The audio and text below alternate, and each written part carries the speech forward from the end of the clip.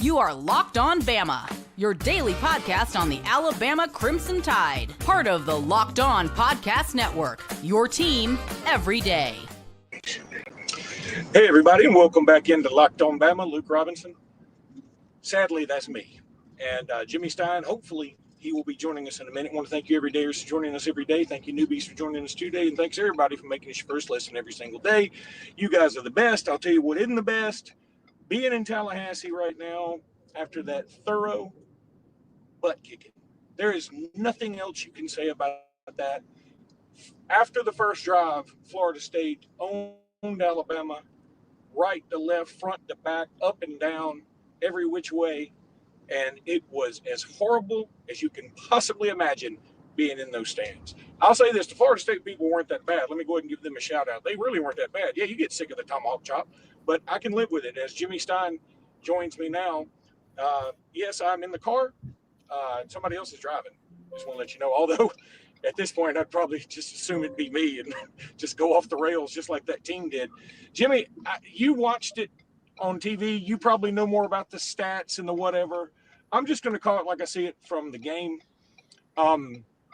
The next time this team wants to talk about all disrespect will be dealt with, or, you know, this room is the best and that room is the best, don't. Just don't. Come out and do something that earns respect back on the field. Because, frankly, that was nothing short of embarrassing. Embarrassing is the right word. I wish when they'd have said, you know, when they said something like disrespect will be handled accordingly, that is talking. That's talking back. Agreed. That's talking back. You know, when they said, well, Alabama didn't really respond, they said they'd respond on the field. That's not what they did, and they certainly didn't respond on the field. It was embarrassing. That was an embarrassing performance by the coaching staff, first and foremost. It was an embarrassing performance by the offense. Ty Simpson panicked. It was 100% clear that he played the second half panicked. He had terrible body language. He lost his poise in terms of being able to deliver the football. Everything was 100 miles an hour. Even passes that didn't travel any more than 8 yards in the air were thrown at 100 miles an hour because he panicked. I felt the coaches panicked, frankly. And I'll have a lot to rant about all week. Yeah. Several things stood out to me, but one thing that's bothered me, that's now a full-blown nuclear meltdown for me, is that we play as many players as we do. I've sort of grown up as a football fan in the Nick Saban era, where we played about 24 guys for 55 minutes, and people would say, hey, we need to play a few more players. We must have played 22 players on defense in the first quarter. When they scored their first touchdown, they beat a freshman corner that was out there instead of Xavier Brown and Damani Jackson, with a sophomore safety come over the top to help, who was late getting there, who was not Keon Sabb or Bray Hubbard. I don't understand why we play so many players. And when you say, Jimmy, now we have a long season, you got to play more depth because the season's so long.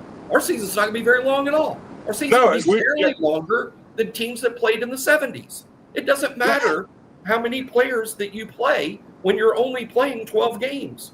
So, all right, Jimmy, let me cut you off for a second. I know, I'm with you. And that is a point for us to harp on all week long.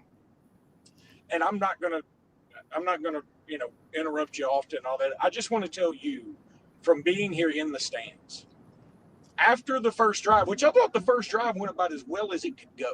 Masterful. And you and I talked about this, that we wanted the ball first. And we wanted, because we thought if we got up 7-0, okay, we should be able to stop them. And then, just Katie bar the door. Well, we scored, and then we had them, I think it was 3rd and 11 on that first drive. And we got a penalty. I can't remember. It's been a long time. I've been in that stadium a long time. But and by the way, if people are commenting, I can't see your comments. We're getting this sort of we're doing this a different way today. So, I felt it would be disingenuous to not go live after that performance. If we had won, I'd probably say, hey, let's just pass it off until I get back to where I'm going. But I'm not going to be the guy that doesn't go live when we get our butts kicked and embarrassed. And frankly, we didn't just embarrass ourselves. We embarrassed the league. Danny Cannell right now is Rugiette ready. You can bet your bottom dollar. That boy is he's a living live read. He's a living live read. He is a living live. That's next Rugiette Reed I got. I'm just gonna put a picture of him up. But there was zero juice on the sidelines. None whatsoever. It was dead as a hammer. And I kept telling the folks I was with, I was like, dude, I just don't like this. And you know how I get about my feelings sometimes. And I got that feeling early on. I was like, we're in trouble. Like, it wasn't just that we had to set the second drive. We go in for some idiotic reason that Kalen DeBoer is going to need to step up and say, hey, here's why I thought that our kicker, who we've been talking about in practice as not being super, that's why we thought he should kick a 53-yarder. I mean, give me a break. Jimmy, I want to tell you, I am worried to death at this point. I am worried to death about the future of this program. I'm not worried just about this year. This year, I'm worried about it, but I'm beyond that now. This was we also have to factor in people who think I'm overreacting. What have we done the last few games? We've lost to Oklahoma badly in a nasty, terrible way against a team that's not that good. We lose to we beat up on Auburn, but they sucked last year. So yeah, we won the Iron Bowl. Congratulations. They didn't even go to a bowl. We lose to a Michigan team that was missing half their team, and then we come back this next year after their quarterback, who transferred in, was talking smack to us all summer. And we lay an egg, not just, the offense, yeah, there are a lot of things we can think about the offense. The defense, sweet Mother Earth, they were terrible. That Tim Keenan's not going to make it that big of a difference. No, that wasn't about Tim Keenan. Anybody thinks that's about Tim Keenan is crazy. That wasn't about Tim. We missed him, and we could use Tim Keenan, certainly, but that performance was not about him. It was. It reminded me a lot of the Vanderbilt performance in terms of we clearly have a total inability to handle an offense that runs that type of scheme. If they have a quarterback who's athletic, who runs the zone read stuff, and that it was the Vanderbilt game. That was, we just can't handle that. We didn't handle it in the first half against Oklahoma. We didn't handle it against Vanderbilt. We had all summer to work on it, and it's still that bad. So it was embarrassing. It's really embarrassing, particularly for that kid who talked like he did this summer. Can you imagine a kid saying something like that back during the Jonathan Allen and Reuben Foster years, him talking about us like that? And that disrespect would have been dealt with. And instead, the kid backed it up. And it was very embarrassing defensively to allow that sort of yardage and production from what amounts to a one-dimensional offense. But we just can't handle it when the offense has that sort of scheme and an athletic quarterback. And offensively, the first drive was masterful. It was obviously scripted, and the script was Goodwill Hunting level. The script was Oscar winning. But once that ended, once we got off script, it was an F-. They conjured up nothing. Ty looked panicked. The offensive line was terrible. And when people say, oh, well, you knew the right tackle was a problem, or Geno Vandermark's in for Jaden Roberts, I thought the worst offensive line performance was from Caden Proctor, who was repeatedly beaten. We've been mocking Caden Proctor into the first round. Proctor was beaten badly several times. And for as bad as Ty looked, the offensive line wasn't helping him at all. It was just all around. Last year, Luke, we lost one game against Vanderbilt because the defense was bad. We lost 3 games because the offense was bad. Today was the first time Alabama did not play good enough to win offensively. Alabama did not play good enough to win defensively. It was a complete team embarrassment, as opposed to last year when it was just one side of the ball or the other that was costing us. Today it was both sides of the ball, and that all goes back to Kalen DeBoer and his staff. F. That's what they get. It's wild. Your analogy about Goodwill Hunting is great. How does the guy who wrote Goodwill Hunting also write Ishtar? That's exactly what this was. It's a fantastic movie. That didn't really happen in Hollywood. It was a short feature. We went to a double feature today, and unfortunately, Ishtar was 3.5 hours of that double feature. I mean, it was. I'm so disgusted, but I need to do a live read right now, so that's what I'm going to do. And when we come back, I will continue to be disgusted.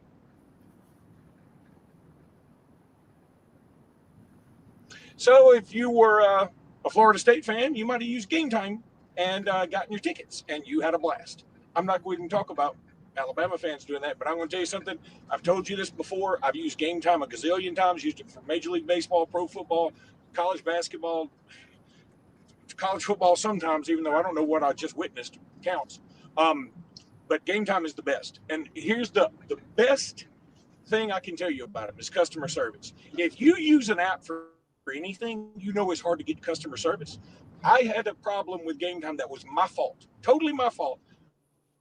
I got in touch with somebody. They fixed it in like 5 minutes, which is amazing. And I was able to go on to the Miami Dolphins versus Carolina game that day. And it worked great. Game Time is the best. Go check them out and use college code. And if it's not your first time, or if it is your first time, it won't be your last time, I should say that. So go check out Game Time. The other one I want to talk about today is Upside. Upside is fantastic. I told y'all I'd show you if it weren't on my phone. I've got the Upside app. I use it because I travel a lot. So when you travel a lot, and it's like, okay, I'll go somewhere where they give you extra 10 cents a gallon and they just give you cash back. Okay, well, it's extra 10 cents a gallon. And eventually it all adds up. And I showed you what I've done. Like over the year and a half I've had it, I've gotten about $750. That's not kidding. That's money I can use to pay the bookie that I lost to because I took the time today. So, I mean, it helps out. You've got to go check out Upside. Use code college. Code football. Sorry. Code football, not college. Code football for Upside. It's the best, and you will love it.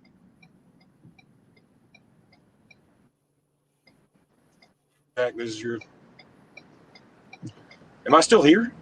Yeah. Unfortunately, but I guess he didn't. That's okay. We're here discussing that was really, truly. I've been asked a few times late in the second half, how to describe that, and it's right there in the show title. It really was embarrassing. Last year there were 4 losses. I really only thought only of the 4 losses, 3 of them were embarrassing, and here we are, another embarrassing loss to start the season. And I know I'm always the one that talks about all summer how the first weekend.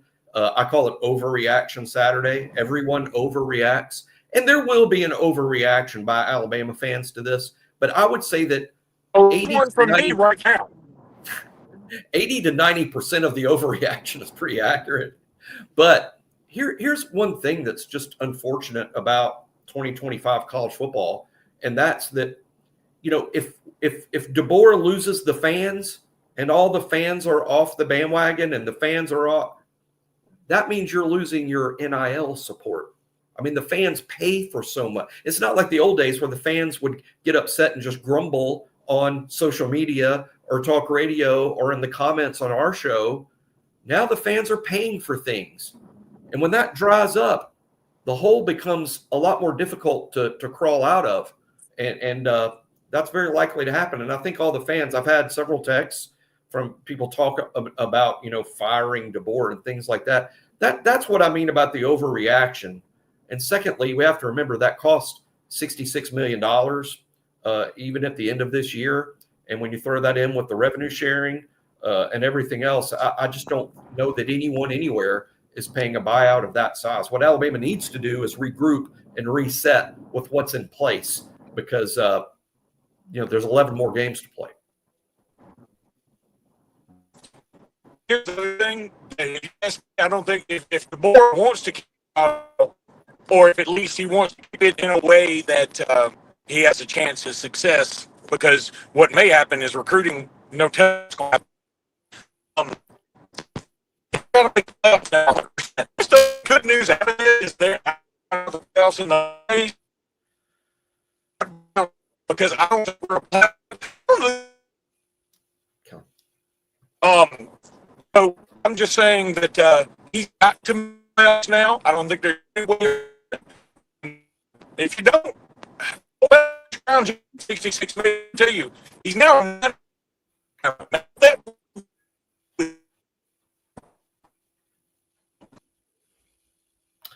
I think we've lost Luke there, and sorry about that, guys. But we wanted to go on air after the loss. We didn't want to look like we were dodging things, so I think everybody needs to understand Luke wasn't in a great place to broadcast today, but we didn't want to look like we were dodging the show because there was a bad result. But there was a bad result. It was embarrassing. We're going to talk about it fully on the show tomorrow and all week. Obviously, this is not going away. There's Louisiana Monroe next week. Obviously, that's a good opponent to start getting things right. There's a lot for Alabama to work on offense and defense, and we'll be talking about that on the show. What can you do to dig out of this hole? Let me remind people that while I'm far from predicting that such a thing would happen, you got Louisiana Monroe, you've got Wisconsin, who also did not look good at all in their season opener. I think they had a 3-0 lead sort of late in the game against like Miami of Ohio. So you've got two opponents coming up where you could work on some things. Then Georgia after an off week. If you beat Georgia, and I'm not predicting that right now, don't say I'm predicting it. I'm just saying that if you beat Georgia, now you're 3-1, which was the same record almost everyone was predicting before the season started would happen after 4 games. So that's how you get things right. You fix it against Monroe. You fix it more against Wisconsin. You fix it in your off week. Then you got a chance against Georgia in the 4th game to sort of fix and erase what happened in week 1. So the opportunity will be there, but it is challenging to think as to how this Alabama team can go from where they are today that looked so inept on both sides of the ball.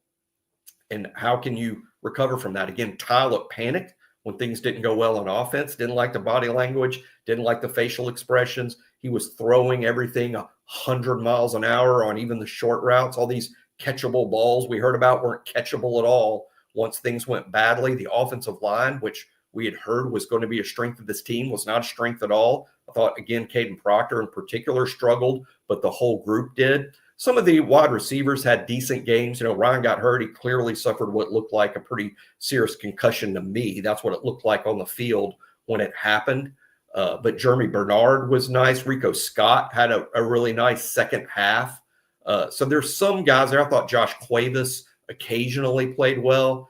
And defensively, every now and then there was a play they made. But I talked about it last year, even when things were going well. I talked about how you're playing so many players. It just makes me nervous as a guy that watched Nick Saban do it for 17 years without substituting much at all. And now we have a new staff that loves playing lots of guys. I lost count, but there had to have been over 20 defenders that played for Alabama in the first quarter of that game. And again, when they made that big play, the up the right sideline play, the big play, that was against a freshman corner with a backup safety. And you're in the first quarter of a 7-0 game.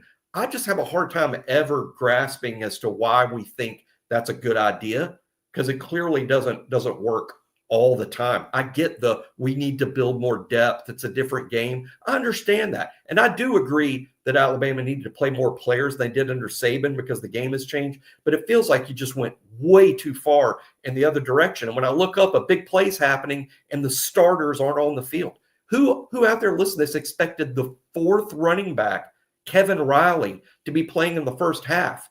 And he's really kind of like the 5th guy because Jam Miller didn't play today at all. So you played 4 backs today with Jam Miller even out. I mean, you didn't allow Richard Young or Daniel Hill to get into any sort of a rhythm. That's very frustrating. And special teams, Connor Talty was short. It was a very long field goal. It's not fair, I think, to stick a brand new kicker out there for a 53-yard field goal and say, okay, go out there and make it. And the conditions weren't good. So I'm not beating the kid up too much for missing that, but you're short from 53. The punting was okay. Nothing really happened in the return game or special teams. But overall, it was a really embarrassing performance for Alabama today. Kalen DeBoer is going to have a lot of tough questions to answer this week. I know there will be some overreaction. A lot of it is justified. But you got 2 games to get things right. Let's see what happens. Y'all just be sure to tune in to Locked On Bama on Sunday. We'll have a new show. Luke will be back in civilization where we can do this again. And appreciate y'all tuning in after the game. We'll get out of this hole together. So thanks for listening to our Locked On Bama post-game reaction. Jimmy Stein for Locked On Bama. We'll see you guys tomorrow. Roll Tide.